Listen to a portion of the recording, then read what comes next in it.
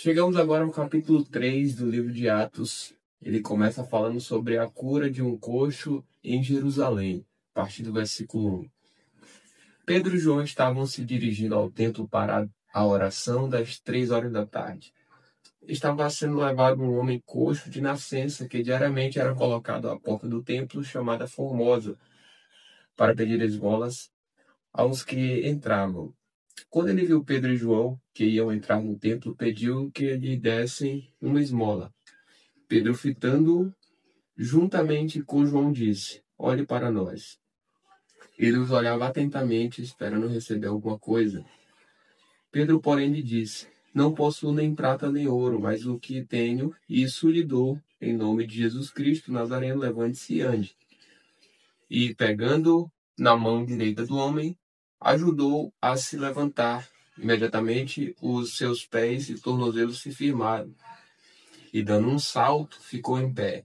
Começou a andar e entrou com eles no templo, pulando e louvando a Deus. Todo o povo viu o homem andando e louvando a Deus, e reconheceram que ele era o mesmo que pedia esmolas, assentado à porta formosa do templo, e ficaram muito admirados e espantados com o que lhe tinha acontecido.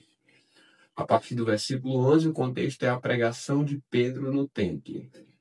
Enquanto aquele homem ainda se mantinha ao lado de Pedro e João, todo o povo, perplexo, corria para junto deles no pórtico chamado de Salomão. Quando Pedro viu isso, dirigiu-se ao povo dizendo: Israelitas, por que vocês estão admirados com isto? Ou por que estão com os olhos fixos em nós, como se pelo nosso próprio poder ou piedade tivéssemos feito este homem andar? O Deus de Abraão, o Deus de Isaac, o Deus de Jacó, o Deus de nossos pais, glorificou o seu servo Jesus, a quem vocês traíram e negaram diante de Pilatos, quando este já havia decidido soltá-lo. Vocês negaram o santo e o justo e pediram que fosse solto um assassino. Vocês mataram o autor da vida, a quem Deus ressuscitou dentre os mortos, do que nós somos testemunhas. Pela fé no nome de Jesus, é que esse mesmo nome fortaleceu a este homem que vocês estão vendo e bem conhecem. Sim, a fé que vem por meio de Jesus deu a este homem saúde perfeita na presença de todos vocês. E agora, irmãos, eu sei que vocês fizeram isso por ignorância, como também as suas autoridades o fizeram. Mas Deus assim cumpriu o que tinha anunciado anteriormente pela boca de todos os profetas, que o seu Cristo havia de padecer. Portanto, arrependam-se e se convertam para que sejam cancelados os seus pecados, a fim de que da presença do Senhor venham tempos de refrigério, e que ele envie o Cristo que já foi designado para vocês, a saber, Jesus, ao qual é necessário que o céu receba até os tempos da restauração de todas as coisas, de que Deus falou por boca dos seus santos profetas desde a antiguidade. Porque Moisés disse: O Senhor Deus fará com que do meio dos irmãos de vocês se levante um profeta semelhante a mim. A esse vocês ouvirão em tudo que ele lhes disser. Quem não der ouvidos a esse profeta será exterminado do meio do povo. E todos os profetas, a começar por Samuel, assim como todos os que falaram depois dele, também anunciaram estes dias. Vocês são os filhos dos profetas e da aliança que Deus estabeleceu com os pais de vocês, dizendo a Abraão: Na sua descendência serão abençoadas todas as nações da terra. Tendo Deus ressuscitado o seu servo, enviou-o primeiramente a vocês para abençoá-los, no sentido de que cada um abandone as suas maldades. Agora, no capítulo 4 de Atos, o contexto é Pedro e João diante do Sinédrio. A partir do versículo 1 diz: Quando Pedro e João ainda falavam ao povo, chegaram os sacerdotes, o capitão do templo e os saduceus, ressentidos porque os apóstolos estavam ensinando o povo e anunciando em Jesus a ressurreição dentre os mortos. Prenderam Pedro e João e os recolheram ao cárcere até o dia seguinte, pois já era tarde. Porém, muitos dos que ouviram a palavra creram, subindo o número desses homens a quase 5.000. No dia seguinte, as autoridades, os anciãos e os escribas se reuniram em Jerusalém. com o sumo sacerdote Anás, com Caifás, João, Alexandre e todos os que eram da linhagem do sumo sacerdote. E, colocando os apóstolos diante deles, perguntaram: com que poder ou em nome de quem vocês fizeram isso? Então Pedro, cheio do Espírito Santo, lhes disse: autoridade do povo e anciãos, visto que hoje somos interrogados a propósito do benefício feito a um homem enfermo e do modo como ele foi curado, saibam os senhores todos e todo o povo de Israel que, em nome de Jesus Cristo, o Nazareno, a quem vocês crucificaram e a quem Deus ressuscitou dentre os mortos, sim, em seu nome é que este está curado na presença de vocês. Este Jesus é a pedra que vocês, os construtores, rejeitaram, mas ele veio a ser a pedra angular. E não há salvação em nenhum outro, porque debaixo do céu não existe nenhum outro nome dado entre os homens pelo qual importa que sejamos salvos. Ao verem a ousadia de Pedro e João, sabendo que eram homens iletrados e incultos, ficaram admirados e reconheceram que eles haviam estado com Jesus. Vendo que o homem que havia sido curado estava com eles, nada tinham a dizer em contrário, e mandando-os sair do sinédrio, discutiam entre si, dizendo: que faremos com estes homens? Pois todos os moradores de Jerusalém sabem que um sinal notório foi feito por eles, e não o podemos negar. Mas, para que não haja maior divulgação entre o povo, vamos ameaçá-los para não falarem mais neste nome a quem quer que seja. Chamando-os, ordenaram-lhes que de modo nenhum falassem nem ensinassem no nome de Jesus. Mas Pedro e João responderam: os senhores mesmos julguem se é justo diante de Deus ouvirmos antes aos senhores do que a Deus, pois nós não podemos deixar de falar das coisas que vimos e ouvimos. Depois, ameaçando-os mais ainda, os soltaram, não tendo achado como os castigar por causa do povo, porque todos glorificavam a Deus pelo que tinha acontecido. Ora, o homem em quem tinha sido operado esse milagre de cura tinha mais de 40 anos de idade. A partir do versículo 23, o contexto é a igreja em oração. Uma vez soltos, Pedro e João procuraram os irmãos e lhes contaram tudo o que os principais sacerdotes e os anciãos lhes tinham falado. Ouvindo isto, unânimes, levantaram a voz a Deus e disseram: tu, soberano Senhor, fizeste o céu, a terra, o mar e tudo o que neles há. Disseste por meio do Espírito Santo, por boca de Davi, nosso pai, teu servo, porque se enfureceram os gentios e os povos imaginaram coisas vãs. Os reis da terra se levantaram e as autoridades se juntaram contra o Senhor e contra o seu ungido, porque de fato nesta cidade Herodes e Pôncio Pilatos, com gentios e gente de Israel, se juntaram contra o teu santo servo Jesus, a quem ungiste, para fazerem tudo o que a tua mão e o teu propósito predeterminaram. Agora, Senhor, olha para as ameaças deles e concede aos teus servos que anunciam a tua palavra com toda a ousadia, enquanto estendes a tua mão para fazer curas, sinais e prodígios por meio do nome do teu santo servo Jesus. Tendo eles orado, tremeu o lugar onde estavam reunidos. Todos ficaram cheios do Espírito Santo e com ousadia anunciavam a palavra de Deus. A partir do versículo 32, o contexto é a comunidade cristã. Da multidão dos que creram, era um o coração e a alma. Ninguém considerava exclusivamente sua nenhuma das coisas que possuía. Tudo, porém, lhes era comum. Com grande poder, os apóstolos davam testemunho da ressurreição do Senhor Jesus, e em todos eles havia abundante graça. Não havia nenhum necessitado entre eles, porque os que possuíam terras ou casas, vendendo-as, traziam os valores correspondentes e os depositavam aos pés dos apóstolos. Então se distribuía a cada um conforme a sua necessidade. A partir do versículo 36, o contexto é a oferta de Barnabé.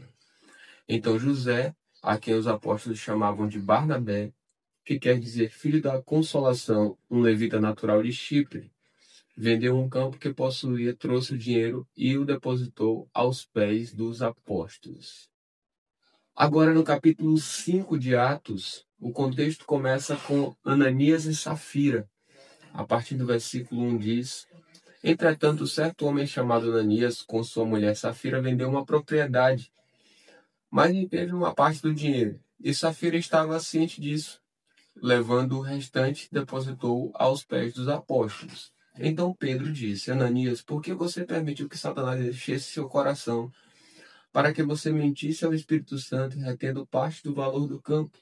Não é verdade que, conservando a propriedade, seria sua?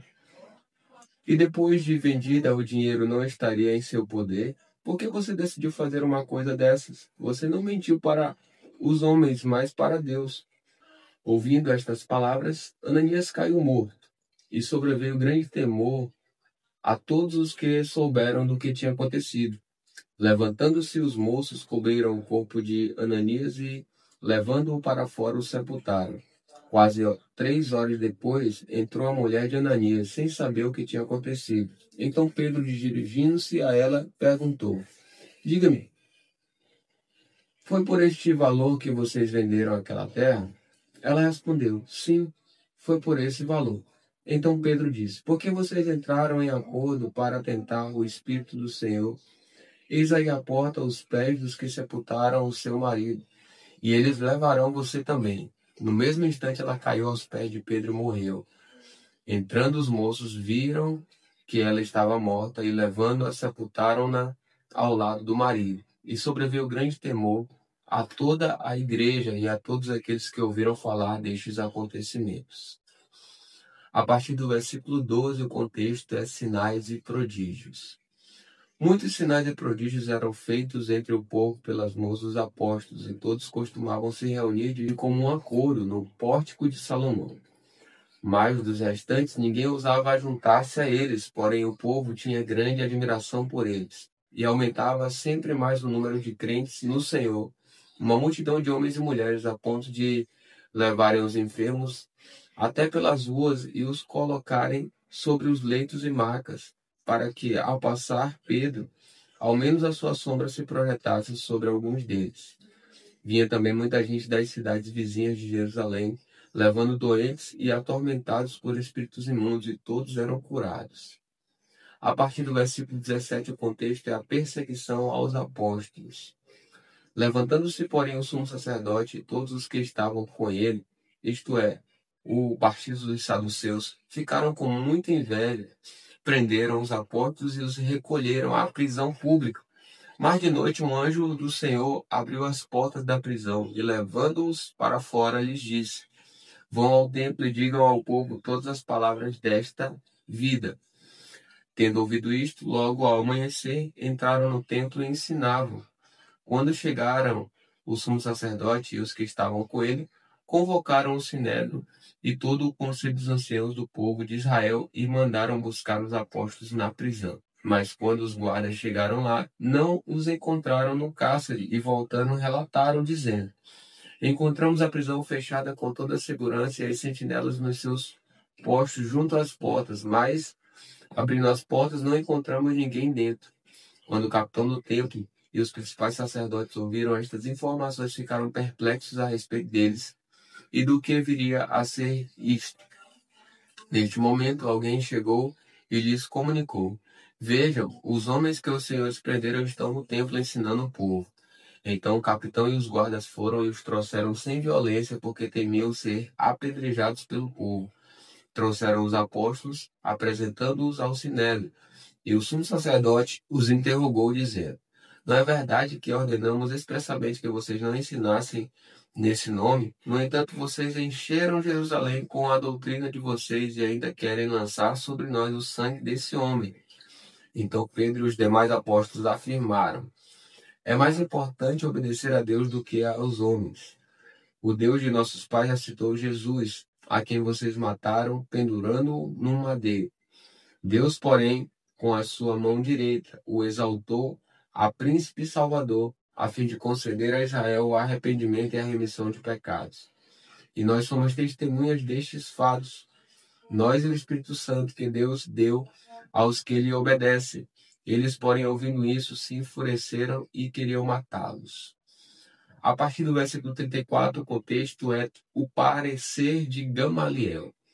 Mas levantando-se no sinédrio um fariseu chamado Gamaliel, mestre da lei, respeitado por todo o povo, mandou que os apóstolos fossem levados para fora por um momento. Então disse ao sinédrio: Israelitas, tenham cuidado com o que vão fazer com estes homens, porque algum tempo atrás se levantou Teudas, dizendo ser alguém muito importante, ao qual se juntaram cerca de 400 homens. Mas ele foi morto e todos os que lhe obedeciam se dispersaram e foram reduzidos a nada. Depois desse, levantou-se Judas, o Galileu, nos dias do recenseamento, e levou muitos consigo. Também este foi morto e todos os que lhe obedeciam foram dispersos. Neste caso de agora, digo a vocês, não façam nada contra esses homens. Deixem que vão embora, porque se este plano ou esta obra vem de homens, será destruído. Mas se vem de Deus, vocês não poderão destruí-los e correm o risco de estar lutando contra Deus. E os membros do Sinédrio concordaram com Gamaliel. Então chamaram os apóstolos e os açoitaram. E ordenando-lhes que não falassem no nome de Jesus, os soltaram. E eles se retiraram do Sinédrio muito alegres por terem sido considerados dignos de sofrer afrontas por esse nome. E todos os dias no templo e de casa em casa não cessavam de ensinar e de pregar que Jesus é o Cristo. Chegamos ao capítulo 6 de Atos, o contexto dele começa com a escolha dos 7. A partir do versículo 1 diz: Naqueles dias, aumentando o número dos discípulos, houve murmuração dos helenistas contra os hebreus, porque as viúvas deles estavam sendo esquecidas na distribuição diária. Então os 12 convocaram a comunidade dos discípulos e disseram: Não é correto que nós abandonemos a palavra de Deus para servir às mesas. Por isso, irmãos, escolham entre vocês 7 homens de boa reputação, cheios de espírito e de sabedoria, para os encarregarmos desse serviço. Quanto a nós, nos consagraremos à oração e ao ministério da palavra. O parecer agradou a todos. Então elegeram Estevão, homem cheio de fé e do Espírito Santo, Filipe, Prócolo, Nicanor, Timão, Pármenas e Nicolau, prosélito de Antioquia. Apresentaram estes homens aos apóstolos, que orando lhes impuseram as mãos. A palavra de Deus crescia e em Jerusalém o número dos discípulos aumentava. Também um grande grupo de sacerdotes obedecia à fé. Agora o contexto é Estevão diante do Sinédrio. Versículo 8, a partir dele diz: Estevão, cheio de graça e de poder, fazia prodígios e grandes sinais entre o povo. Então alguns dos que eram da sinagoga chamada dos libertos, dos sireneus, dos alexandrinos e dos da Cilícia e da província da Ásia se levantaram e discutiam com Estevão. Mas eles não podiam resistir à sabedoria e ao espírito pelo qual ele falava. Então subornaram alguns homens para que dissessem: Ouvimos este homem proferir blasfêmias contra Moisés e contra Deus. Atiçaram o povo, os anciãos e os escribas, e, investindo contra Estevão, o agarraram e levaram ao Sinédrio. Apresentaram testemunhas falsas que disseram: Este homem não para de falar contra o lugar santo e contra a lei. Nós ouvimos dizer que esse Jesus, o Nazareno, destruirá este lugar e mudará os costumes que Moisés nos deu. Todos os que estavam sentados no Sinédrio, fitando os olhos a Estevão, viram o seu rosto como se fosse rosto de anjo.